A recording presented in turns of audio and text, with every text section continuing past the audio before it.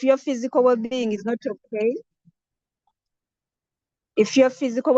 is not okay, we cannot say that you're mentally healthy. I mean, you're in that state where we can say you're mentally healthy, because other states of well-being, like the psychological, the mental, the social, they feed directly into the mental well-being.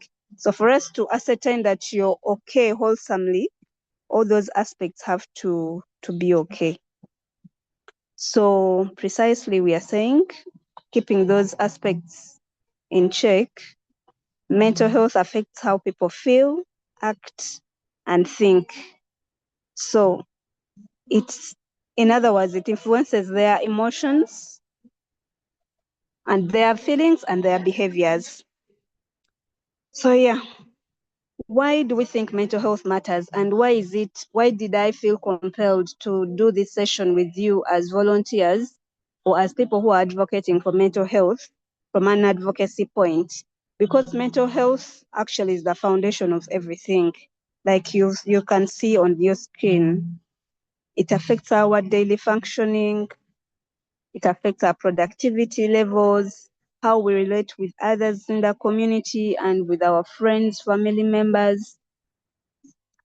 And it actually, if your mental health is not okay, all the other parts will suffer. So that's why we take it upon ourselves as professionals to make sure that we give out the right information, we do mental health literacy, so that people have the right information and tools to help themselves cope better. Next slide. So Basti, you will help me collect the questions in the chat. I'm using my phone. I'm not able to collect everything because of my situation over here. But yeah, let's look at the common mental health disorders. I'm very sure you've heard of most of these, but I tried to put up a few, like depression. And just from a volunteer's point of view, for us as professionals, under depression, we have like 4 other disorders under depression. And maybe to make it a little bit proper, mental health and mental illness are different. Mental health is the positive state of mental. Then mental illness is actually the what can I say? The other side of mental health. If we are to have the white and the red, the mental health is the white. The mental illness is someone is diseased with a mental problem or with a mental disorder. So among the common mental disorders, we have depression, anxiety disorders, post-traumatic stress disorder, substance use disorder. We have mood disorders where bipolar disorder falls.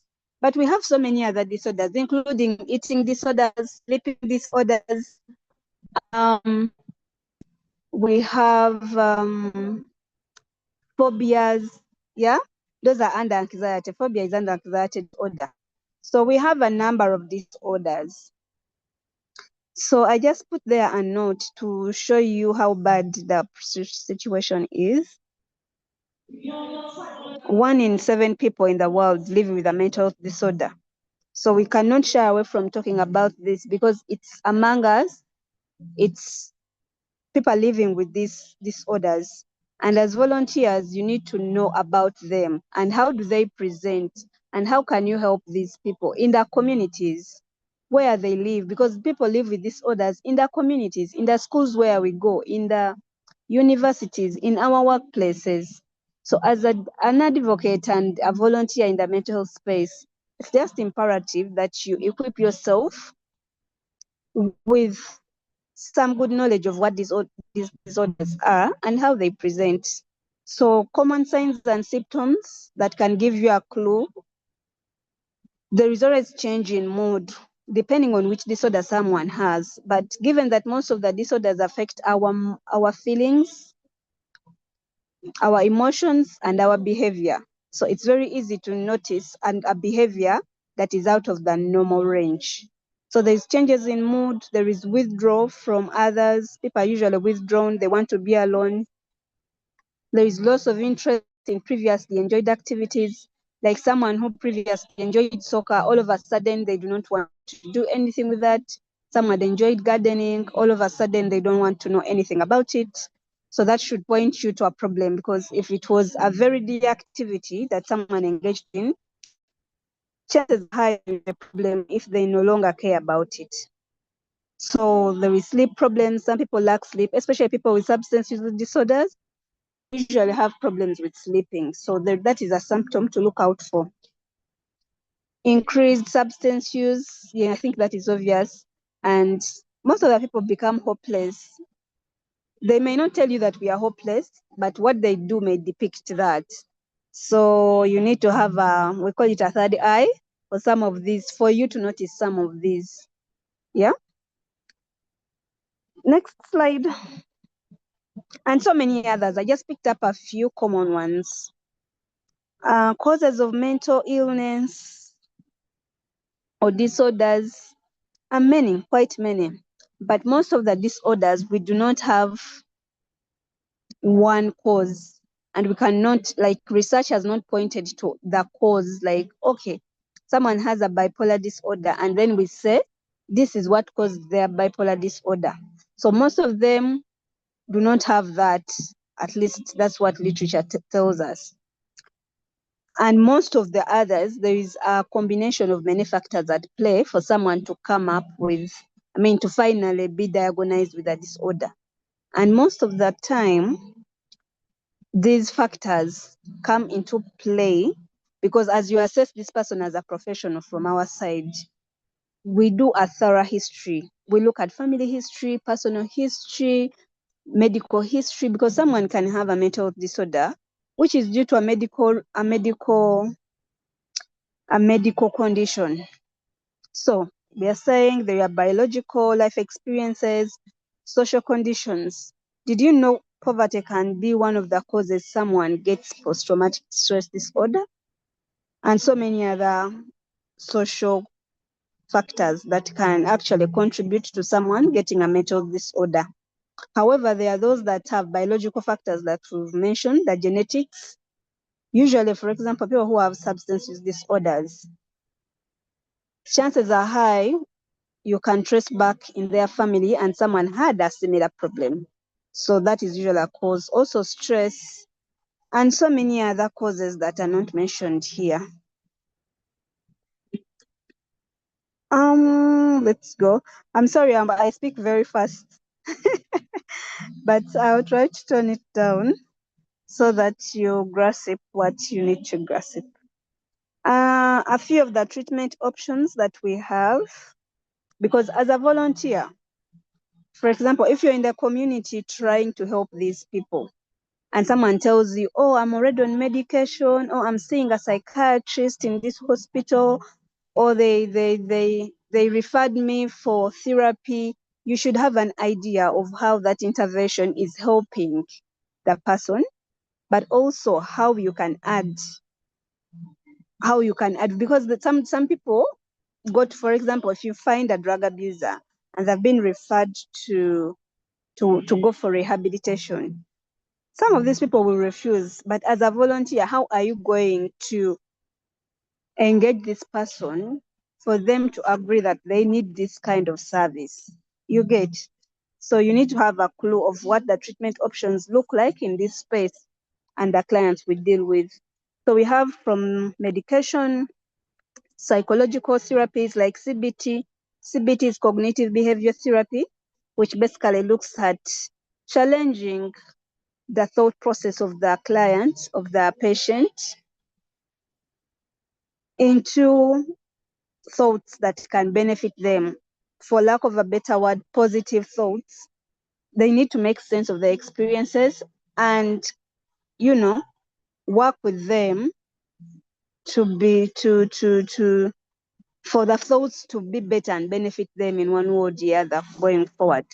So there is medication, like I said, social support that you can provide as volunteers, but also there is engaging them in their to look out for themselves. And that's where self-care comes in as well.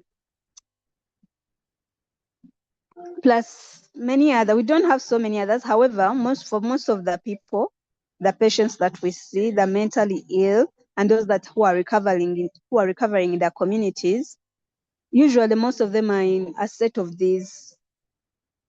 There is a set of these treatment options. You find someone is on medication, they are seeing a psychiatrist, they're going for therapy, they're engaged in rehabilitation activities, they're trying to do some activities for life, to better, for the, like scaling activities socially that they can use to better their lives. Next slide.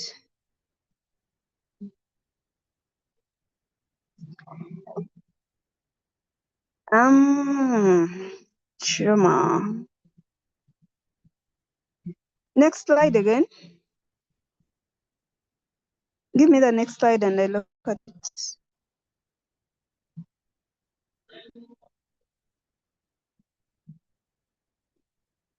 Another slide. First run through them. There is where I want to go.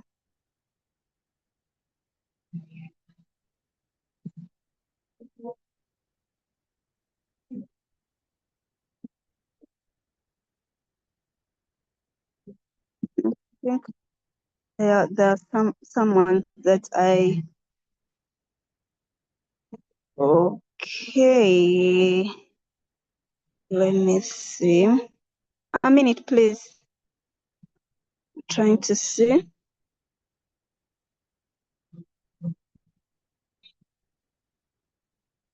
I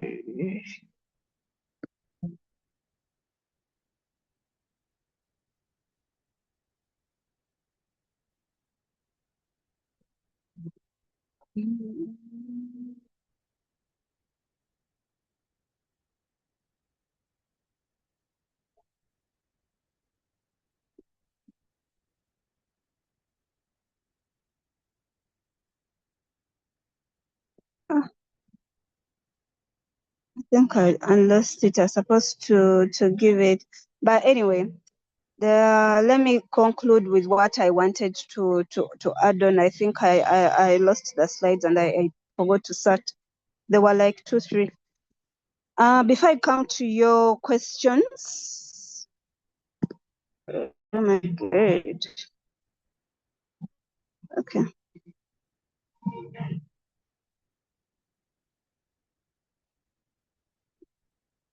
So before I come to before I conclude.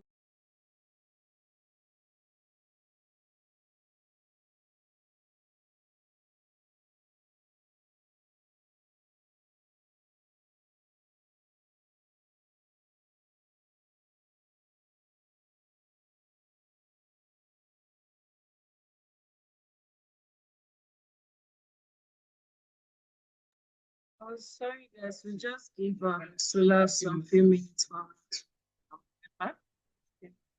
Network is quite stable where she is. Perfect.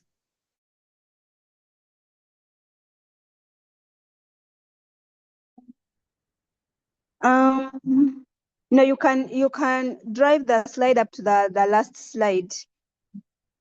That one I'll talk about it when I'm just explaining here. So there is something I wanted to pass on before I go to my next engagement. I just have 5 minutes before I get into the questions. As volunteers, most of the time you're going to work in the communities where people have recovered, where people are recovering, because as volunteers, you're not experts. So you will not see the acute kind of patients that we see on our end. So these people have their stories with medication, their lived experiences, and so many other things. And most of these people are engaged in other organizations that are also working in the community. So it's important as volunteers that you get to work with the local leaders well. You get to embody some characteristics that will help these people better. Be empathetic, be understanding. Don't tell someone who is recovering from schizophrenia that, oh, you're mad, or what, oh, you don't want to be helped. You have to understand that their mental state is not the normal mental state. So even if they are recovered, something small like this can, can spike up a relapse. So as we interact with these people, as you work with organizations that are helping these people in the community, you need to be lenient, you need to be empathetic, you need to be understanding, and most especially patient, because I'll kid you not, mental health patients will test will test all the patients you have in your blood. But you need to come from a place of understanding that helping this person from a point of they cannot help themselves. So how best? And most of them are dealing with all sorts of trauma. They are deeply distressed and they have been disturbed. Most of them have lost hope. They have lost their families because of the illness. They have lost their friends. So you're literally dealing with someone who is battling life from so many angles. So as a volunteer who is working in a mental health space or who is dedicated to advocate for the rights of these people, did you know that these people have rights? They actually have rights, that there are things you cannot do to someone just because they are mentally unstable or they are mentally ill. So you have to, first of all, equip yourselves with the right information, with updated information, with the mental health acts of the countries where you work. For example, in Uganda, there is a case that is that's ongoing. A person, a gentleman, went into a preschool and stabbed 4 children under 2, I think under 3, 4 children at once under 3, and the children died. They buried them. Now the court is still proceeding, but it's a public court. The president ordered it to be a public court. So such a problem, devastating as it is, you need to be equipped that, okay, this person who did this, they've evaluated him. They are saying he was okay by the time he did the act.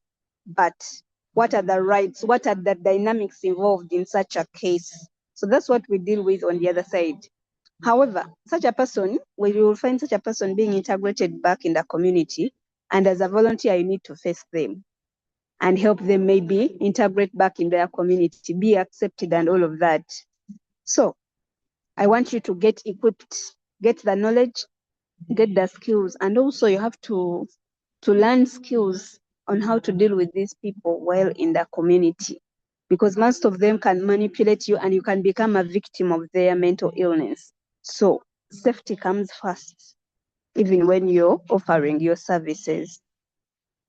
So I think that's what I wanted to put out.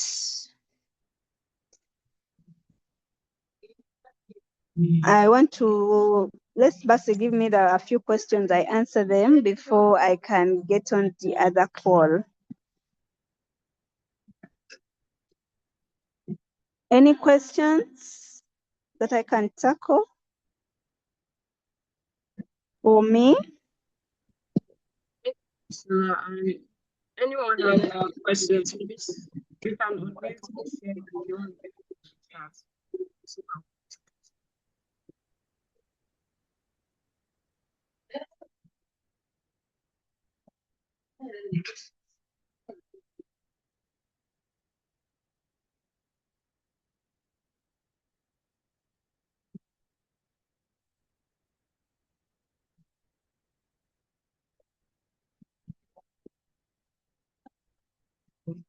If there are no questions, I hope people think, type what you've picked from the meeting so that we know maybe we added a thing or two to what you already knew, or we enlightened something, or we sparked off a different understanding in one way or the other. Okay, I would like to ask my question. It's very long and I don't want to keep us while typing. I don't know if it's okay to just ask it right now. Please ask before I have a few minutes, like 4. All right. So, how do you handle a patient who is traumatized and the person know what she is supposed to do, but anytime you have a meeting with her, she keeps ranting. You feel the thing is still hurting her, but she claims that, oh, she has let go, she's fine. But you can see obviously that she's suffering from, the trauma of this thing, and the person keeps arguing, and somehow they know what they are supposed to do, but it's like they don't have the will to even implement what's best for them. So how do you handle clients like that? Thank you. Fine. Thank you for this question. That's one of the, what can I say, difficulties that you will face as a service provider in this space.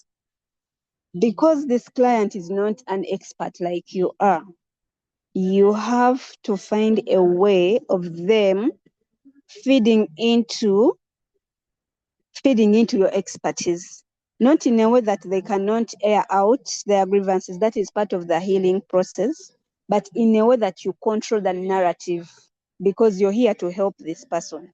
So you must take it upon yourself, by all means, to control the narrative.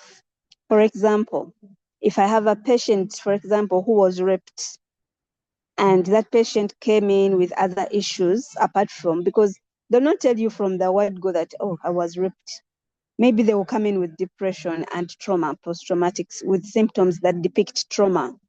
So when you get to the point, okay, they're still ranting about the person who tricked them into the place where they got raped and all of that, the sessions you're going to have for this person needs to be structured, and each session needs to have an agenda and an outcome you as the expert would like to get, together with them, of course, their input.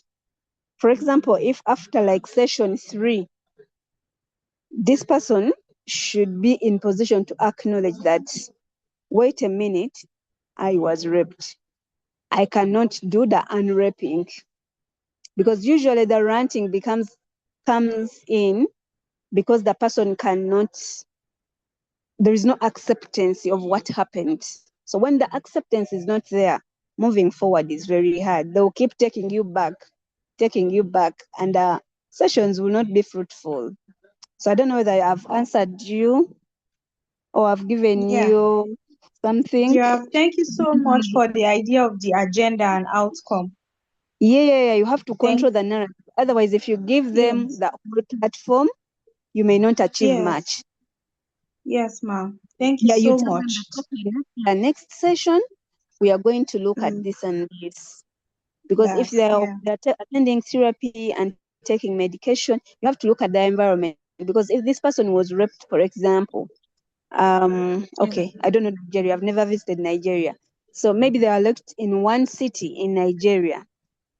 Part of the treatment options should be like, okay, a person can, we have a saying in psychiatry, a person cannot heal where the trauma happened.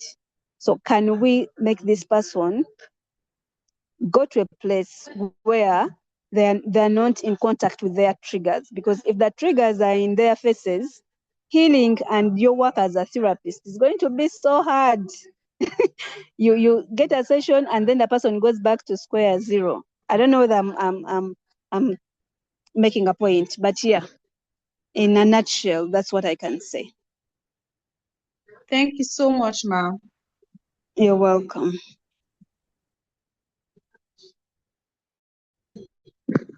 So I beg to leave the forum. I can leave you in the discussion, but I have another engagement. I thank you so much for being present. I thank you, Molly, and everyone who has been able to attend. I hope we'll interact maybe more in different capacities. I hope I've been useful in one or other.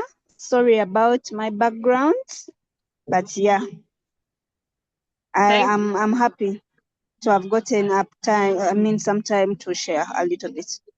Yeah, thank you so much. I understand it's like a busy period for you, and you found the time to be here. We appreciate that. And just to also get your consent in, sort of like sharing out your details or contact information for people who might want to like connect with you. And I think Nusula is like a sister at the family, so I think we'll be expecting to see and hear and also engage more with her subsequently as press. So you can just put up your favorite emoji for her just to say thank you so much, and we'll be happy to engage with you for her. Yes. So Nusula, can you share your contact information, maybe LinkedIn or email if people want to contact? Oh, my LinkedIn is in my names. Actually, go there and subscribe and follow. Okay, I sure. usually share there mental health related.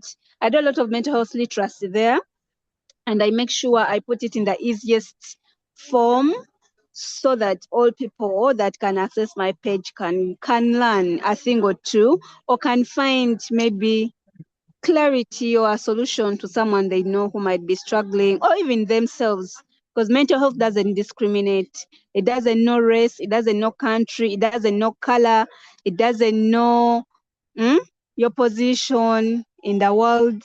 It doesn't know. So it comes to everyone in the same capacity. So that's why I'm very passionate about the mental health literacy sharing and policy, because I would want to see a continent where the policies are accommodative and inclusive and better for everyone. So yeah. So mostly I share on LinkedIn. My other socials are not so active, but I'm trying to get there. I'm on Instagram with Nusula Official, and I think X as Nusula Official. Sure, I'll just put across your LinkedIn handle. I think that can suffice since that's your You're welcome. All right, thank you so much. Okay. Bye. Yeah, bye.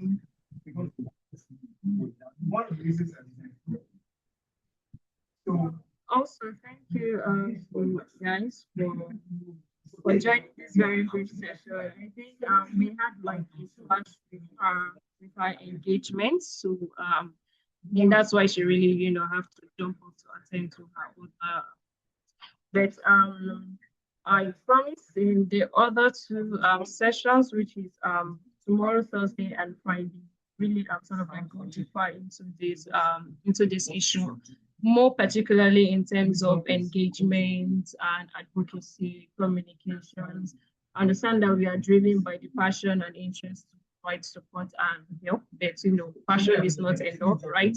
And building knowledge around these areas, is very important and relevant. And we are building a movement, young people who will lead conversations in regards to mental health and ensure that we're destigmatizing the space and ensuring inclusive policies and engagement. So thank you very much for joining. I think the session is being recorded. Sort of like need to make reference, but please do ensure to try and make it on time tomorrow so that we can finish in an hour. It's just going to be an hour, and tomorrow we will meet again. Thank you very much for joining, and have a great rest of your evening. If you have any questions, please feel free to reach out to me or IT on the group chat, on the WhatsApp group, rather.